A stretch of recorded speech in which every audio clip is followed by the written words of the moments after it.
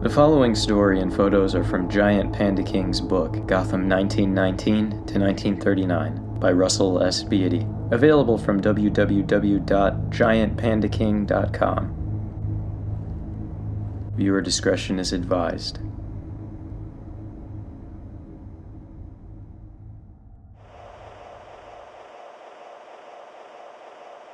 I suppose this is the end. All the roads have led here. And now it's almost over. Where do I even start?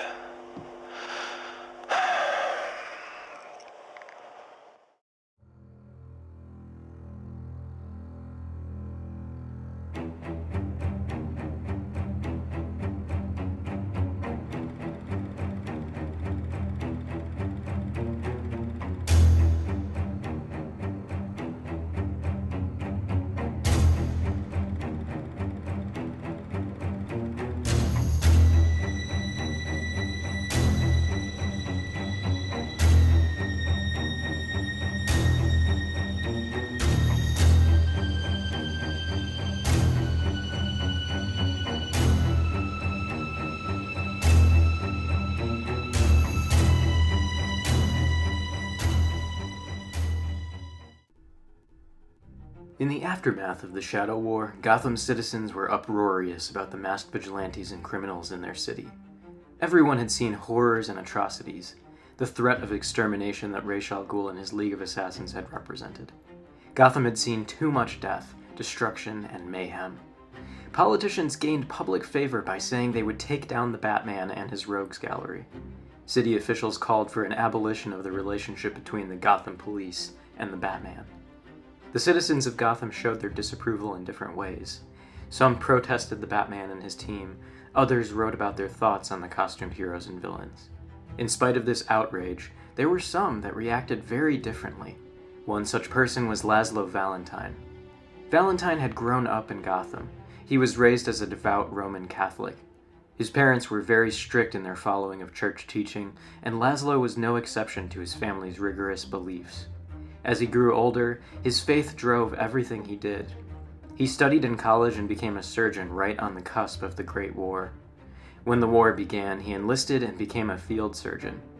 It was here, on the battlefield, that his faith was deeply shaken.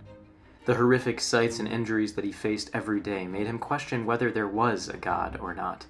Gradually, he began to realize that he no longer believed there was. This personal conclusion destroyed his sense of self. He reasoned that if there was no God, then there was no afterlife. And if there was no afterlife, then hell was out of the question. He now believed that no matter what actions he perpetrated, there would be no eternal consequences. This mentality, that his actions had no consequences, drove Valentine to adopt a new philosophy. Gone were his devout inhibitions. He now lived by the code, do what thou wilt. Valentine had never drank when he had been devout, so now he drank in excess, attempting to find liquor wherever he could. He had once fasted in observance of holy days, but now he ate gluttonously. Where he had abstained from fornication before, he now constantly found himself in brothels. He had reined in his hatred before, but now he let his rage loose.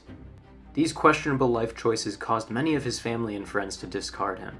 He was no longer the person they had once known. He maintained his occupation as a surgeon, but he began to fall into ill repute. His colleagues regarded him as second-rate, and fewer patients began to come to Valentine for surgical procedures.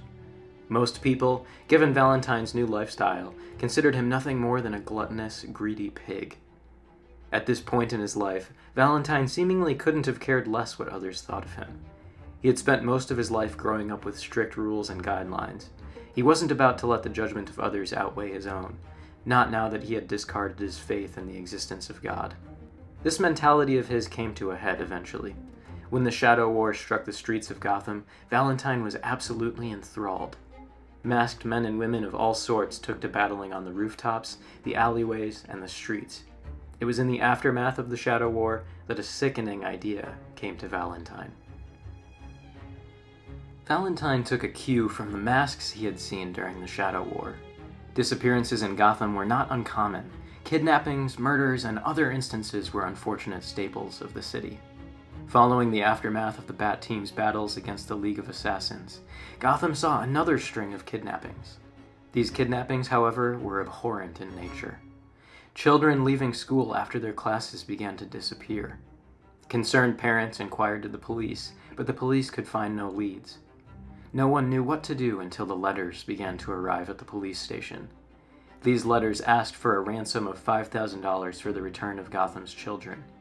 They were signed by a person referring to themselves as the Pig. The police, against the advice of the Batman, decided to give the ransom to this pig. The letters had instructed them to bring the money to a park and hand it to the driver of a black car. The kidnapper then claimed he would give them back one of the children. When the police handed the cash to the masked driver, he threw a large bag out of the window of the car and sped off. The Batman attempted to pursue in the Batmobile. The police, meanwhile, hesitantly approached the wriggling bag. Upon opening it, they found a small figure. It was a child, but something was wrong with them. The child was wrapped in bandages and had clear signs of surgical procedures, stitches and scars in various places. The police rushed the child to the hospital. Everything about this case was disturbing. The disappearance of the children, the unsettling letters, and now this horrendous mutilation of a child. The Batman pursued the black car that had received the ransom money. It led him to an abandoned butcher shop. The Bat chased the driver into the butcher shop. The sight that met him stopped him in his tracks. The interior of the shop had been gutted and turned into an operating theater of sorts. The room was lined with cages, all with children inside. The driver stood at the center of the room and turned to face the Batman. The kidnapper wore a grotesque mask resembling the face of a pig. He brandished a knife, calling himself Professor Pig. He stated that he was merely trying to make the children perfect. It was then that the Batman looked more closely at the children in the cages. Some of them were fine, untouched by this lunatic. It was the others, the ones whose mouths were surgically affixed in smiles, that left him in shocked, angry silence. Pig explained that he had seen so many unhappy, displaced children during the Great War. He told the Bat that they would no longer have to be unhappy now. The Bat rushed at Pig. He pummeled the kidnapper with an onslaught of blows, knocking the criminal to the ground. When the Batman drew back, panting and hands covered in blood, Pig lay on the floor, beaten and unconscious. The police soon arrived, but the Bat had already left, after informing them of his location. He didn't want to risk the bad graces of the authorities. Public perception of masks was still negative after the Shadow War. Pig was unmasked and revealed to be Laszlo Valentine. Valentine's sanity was in question. He rambled on about his need to make the children perfect. His victims were immediately rushed to the hospital and treated. Their families were informed. Further inspections revealed that the children who had been surgically altered also had their tear ducts removed. It seemed that Pig's idea of perfection involved making the children appear permanently happy, unable to frown and unable to cry. Psychologists and doctors worked with Pig, but none could figure him out. Pig kept referring to the children as his dolls. To Gotham, Pig was further evidence that masked villains and heroes were a sickness in the city. To the Batman, it seemed to be a sign that his time was coming to an end. He had been unable to save all the children Pig had kidnapped. His failure was evident to himself. If Gotham were to continue being protected, the Batman needed to find his replacement. Gotham would always need a Batman.